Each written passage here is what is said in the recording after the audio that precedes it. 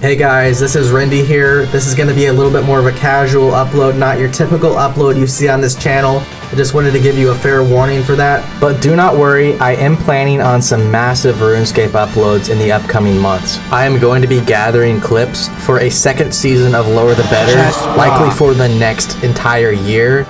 And in the meantime, I'm going to be putting out a brand new progress series that has a lot of aspects both from Potato Only Hardcore Iron Man and the Lower the Better series. And the best part is, it also gives me an enjoyable experience because I won't be having to scrap an account every 2 weeks. It's a progress series with long-term goals and a very definitive plan from start to finish.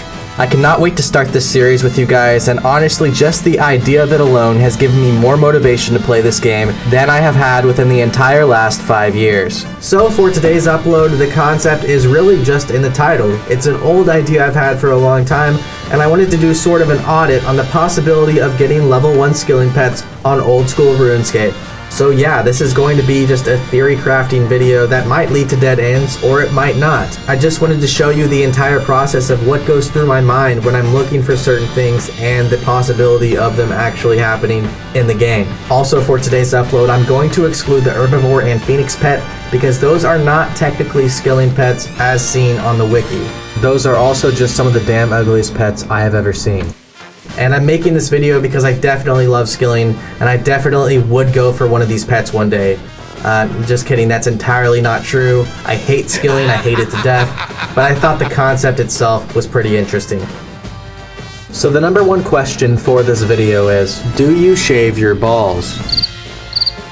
Manscaped is the only men's brand dedicated to below-the-waist hygiene and grooming. So you all know me. Come on, it's your boy Rendi. I own a bunch of useful items all around my apartment, such as this 10 by 10 square foot cage and this stationary bike from the 1950s. But Manscaped sent me an item more important than all of these that I am super excited to use, and that is the Lawnmower 3.0. It's water resistant and it is built for your balls.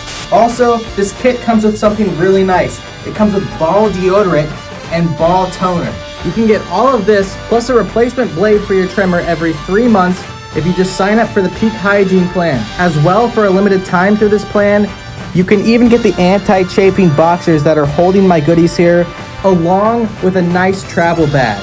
So seriously guys, if you go to manscaped.com right now, you can get 2 free gifts, including these amazing boxers, by using code RENDI at manscaped.com. The link is in the description below. Your body and your balls will thank you.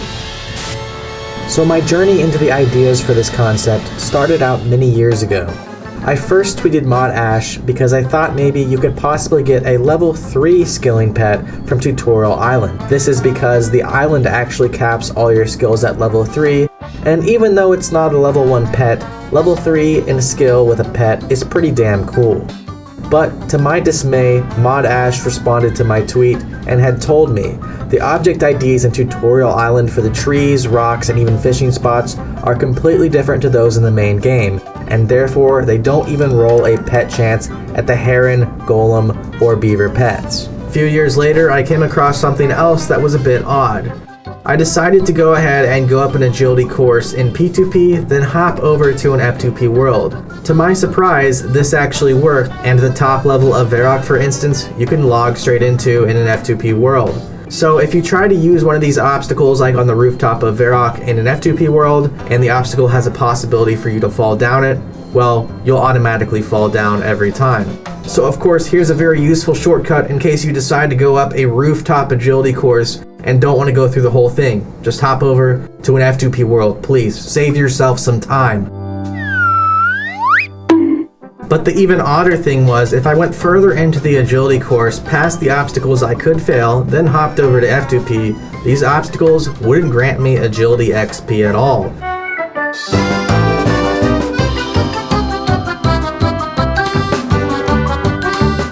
And this made me think, would all members' objects when using them in an F2P world not grant XP as well, like this agility course?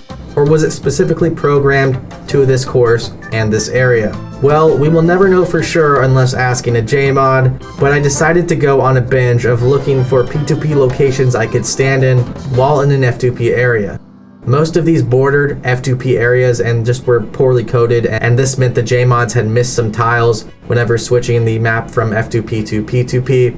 But by switching into F2P on these P2P tiles, it gave me a little bit more information and insight onto what I was thinking. First off, if you log into a P2P area in an F2P world, well, you can't actually click anywhere around your character. The tiles that are normally just the ground seem to turn into somewhat of walls and don't allow you to walk past them.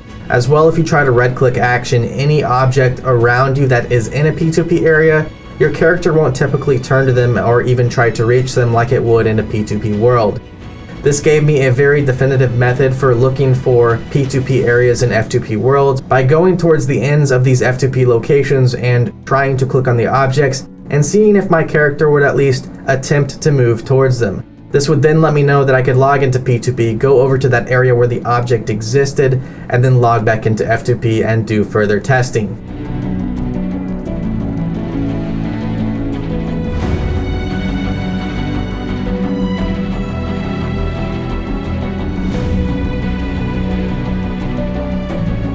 One of these areas I was able to get access into and actually had an entirely free walked area was the lumberyard near Varrock. So this area had trees that likely might have been member trees only, as I couldn't find the object IDs technically anywhere in the F2P area other than this. But this area was actually seemingly mapped F2P anyways, and what wasn't mapped F2P was just the style to jump in here. So this doesn't tell me much, as I'm still getting XP from these very weird trees. And although accessing the lumberyard trees in an F2P world in attempts to get a 0 XP beaver pet led us to a dead end here, I still had found one game-breaking glitch in this same location. The cats in the crates for this area during the Gertrude's cat quests are actually NPCs and not objects. And whenever you switch into an F2P world, members NPCs tend to delete. So I tried walking over these crates to become a cat myself. Unfortunately, almost all of these crates had tiles that I could not walk over since they were technically members tiles. But there was one tile in the northern part of the lumberyard in F2P that I could actually walk on, and therefore I would hop to P2P and become what I have always dreamed of, a cat in a crate. Game-breaking bug found. So there was another problem. Can you even get pets in F2P? Well, typically no. If you fish a normal F2P spot or cut a normal F2P tree, you'll never get a pet drop chance and it will never roll into that table at all. But I'm wondering if you actually are managing to cut down a member's object of some kind or use some kind of member's object in another skill, would that possibly still roll the pet chance, and then you could just hop to a P2P world and log in with the pet then following you? Well, there's no way to know once again entirely for sure about this unless we really contact the JMod staff. But from my experience and what I've seen on old videos, it seems like most items roll specific to the object, and it's not an entirely global thing when it comes to getting P2P items on F2P worlds. So if you did find a P2P object in an F2P world, I would consider it possible to get a pet chance drop if you manage to use the action such as cutting it down, fishing, or mining in this spot. So possibly I could get an agility pet in F2P from these rooftop agility courses. But I would still be getting XP on the initial climb of the agility course in the P2P world and over the obstacles that I could possibly fall in. So this would mean I would get a reduced XP rate for possibly getting a chance at the pet. But realistically, even if you climbed the Draenor rooftop with a summer pie in a P2P world, ran over the first obstacles that were therefore possible to fall over, and then switch to a P2P world, you'd still be getting a lot of XP from the initial climb and the original climbs over the objects you had a possibility of failing over. So would you be able to get a 1 agility pet with this? Well, technically no, because Draenor agility course in the first place also requires 5 agility. The only other level 1 skill that I could think of to use in a P2P world that might somehow in hell have F2P tiles around it was the fishing spot near the Kwambon Genies for the quest Twibuano Trio, but these spots don't even roll a pet chance even if I was able to fish on them in an F2P world. I even looked towards the obvious question of could I pick a farming patch while in an F2P world, but once again this was a no-go and was a very obvious thing that I would hope would be patched. Next, I wanted to try a concept that had already been used by myself with NPCs, and this was 0 XP first tick attacking NPCs, but instead of utilizing this with NPCs, I would attempt to do it with objects. For an example, first ticking object actions as these objects had spawned, such as this tree here. Say I cut it down on my other account and I interface the cut on my new account. Now this new account, whenever it pops up, maybe if I exited the interface on the first tick, I would get 0 XP by chopping the tree the first tick it spawned. Well, there was one problem with this though. Many actions and most skilling actions in the game, even when manipulated, can only be used at a 2-tick rate, such as the fastest woodcutting method in the game currently is 2-tick woodcutting. Therefore, how am I going to cut down this tree when it respawns in 1 tick? I can't. And this means I can't get a 0 XP log and possibly a chance at a pet roll. Even if this did work though, this would take hundreds, maybe even tens of thousands of hours in order to get that pet chance drop, as I would have to try to 1-tick woodcut with 1 woodcutting while interfaced while using another account over and over and over again, and this just sounds like hell itself. But could this theory still hold true for some of the other skills we are doing here now? Well, probably not. Once again, the problem is there's no way to 1-tick mine, so I can't actually mine this rock the very same tick it spawns back to be available with ore. And of course with fishing, it is the exact same story. There's no such thing as 1-tick fishing. So now what if I look at these skills individually and just look for some really mediocre, fucked up tasks in order to actually get the skilling pets? For fishing, the only one I could think of was the possibility of using fishing trawler with 1 fishing accounts so the net never catches. I thought maybe then you could get an item reward from the reward chest and the XP would be based on how many fish you caught and therefore still give you a possible roll at the pet. But unfortunately, you can't even open the chest at the end without the 14 fishing requirement. So we're pretty much screwed on that one, and therefore fishing and getting a heron pet is just totally out of the question unless you are a lucky as hell motherfucker. Next, I would turn to woodcutting and the beaver pet. So I was thinking, why not last man standing trees? This is because while in last man standing, your character is disabled of gaining any XP. But there are a few problems with this. First of all, when you go in the last man standing lobby normally, it wipes your inventory. So you couldn't even bring an axe in the last man standing. And actually, I've smuggled an axe into the lobby on last man standing and other items. But once again, when you go in the actual last man standing game, it deletes all your items for a second time. So unless you had somehow a 1 or 2 tick delay of an axe going into your inventory as you went inside the last man standing game through the lobby, this would be pretty much impossible. Not to mention, I forgot. These trees are also not the same object IDs as normal trees, such as the ones in Tutorial Island.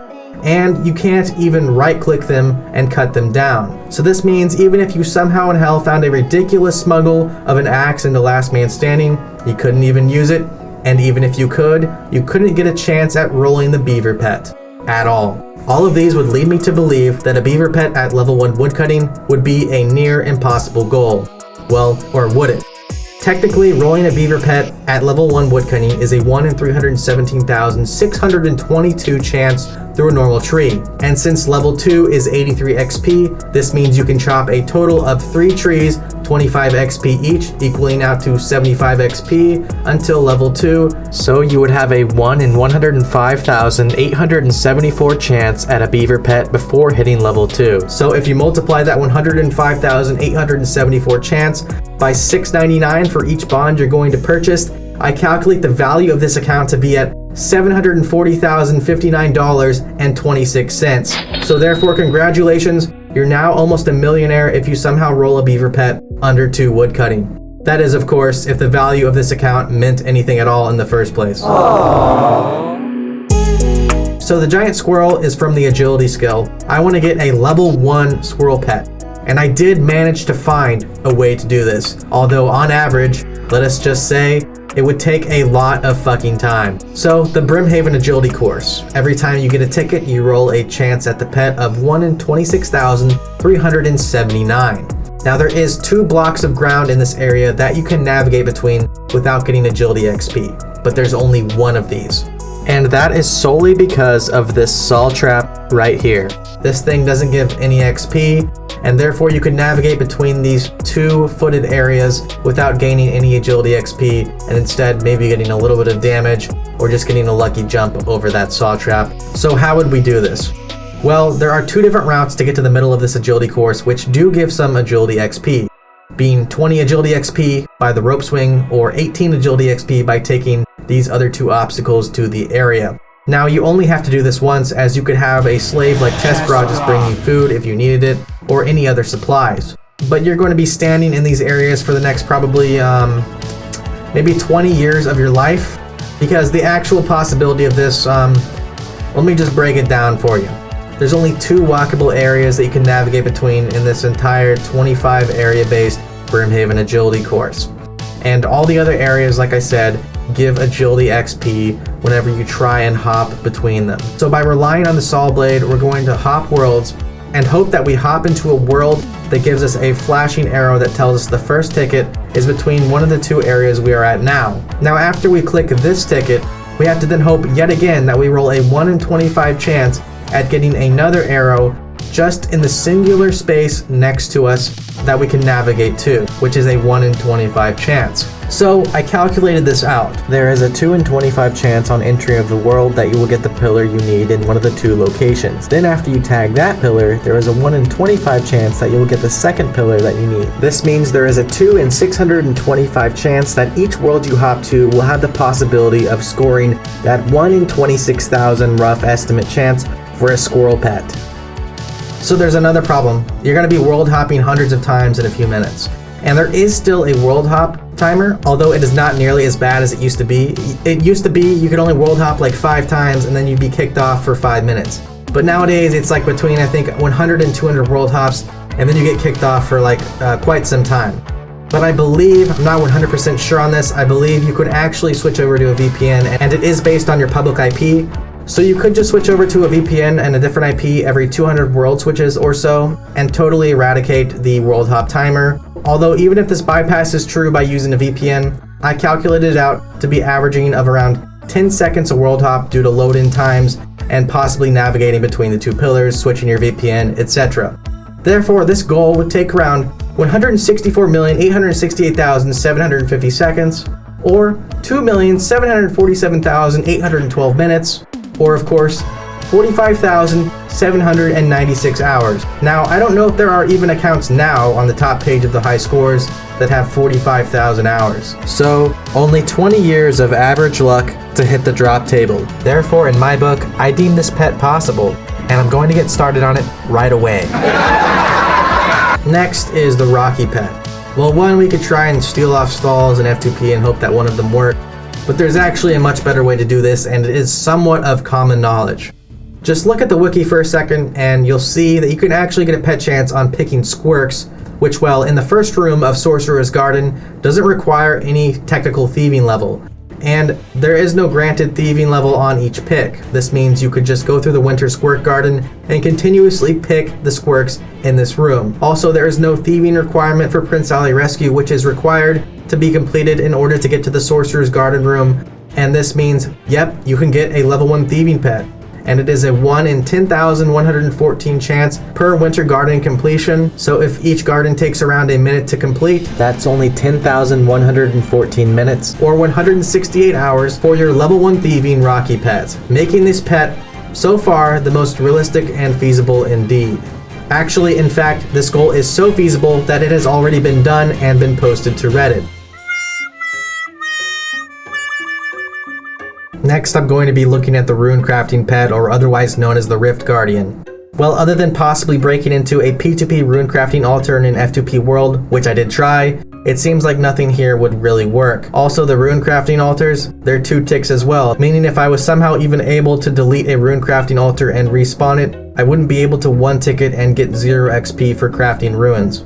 But there might be one way in the future of getting a Rift Guardian on a 1 rune crafting account. That would be, of course, having a Jmod spawn me an altar in the middle of a city with a rotten potato, and then changing the code to where rune crafting is now 1-tick, allowing me to 1-tick it the first tick the Jmod spawns this altar.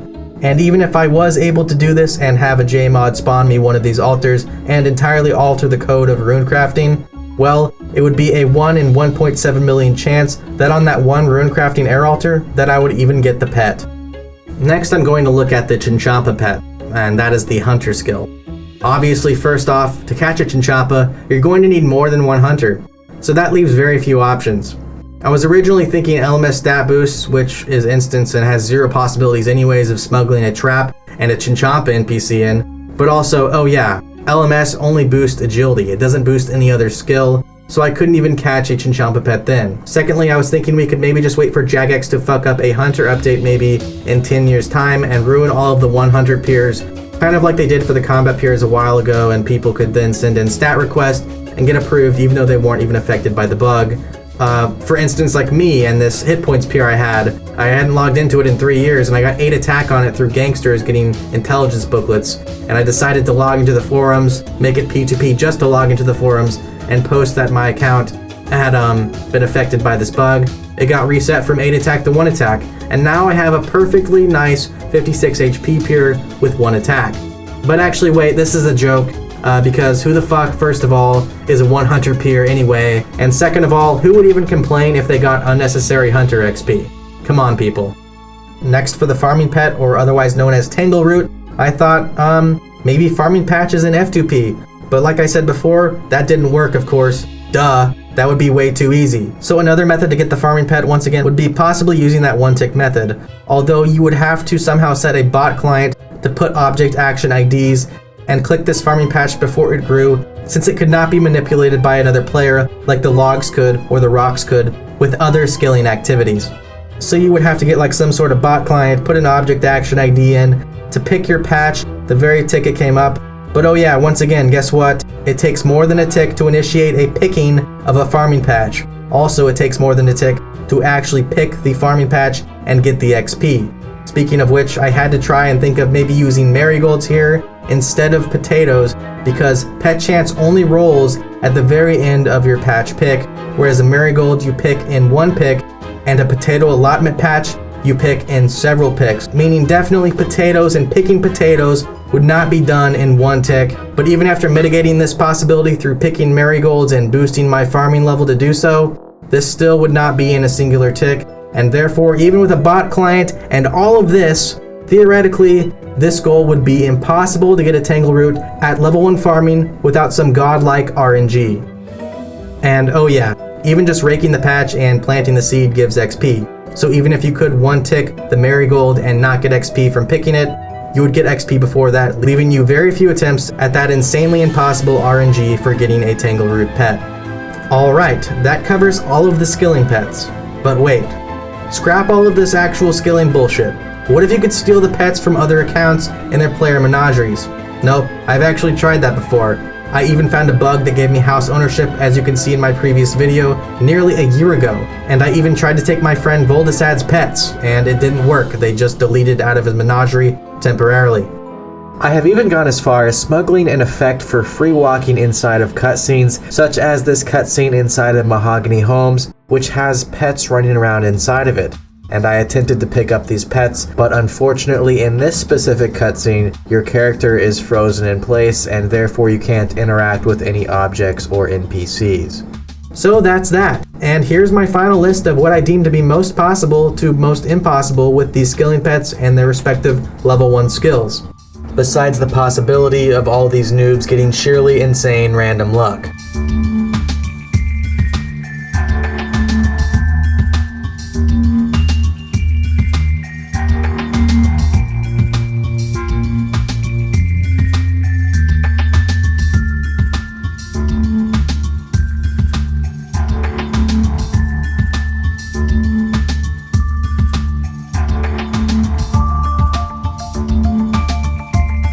Like I said before, stay tuned. I'm going to be starting a progress series. I'm super hyped for it. I haven't been this excited, like I said, to play RuneScape in years. So this will have a lot of the technical jargon, like today's episode, but it will also just have normal commentary. Me just playing the game, having some fun. I'll see you all then, and if you enjoyed the video, a subscription to this channel once again is greatly appreciated.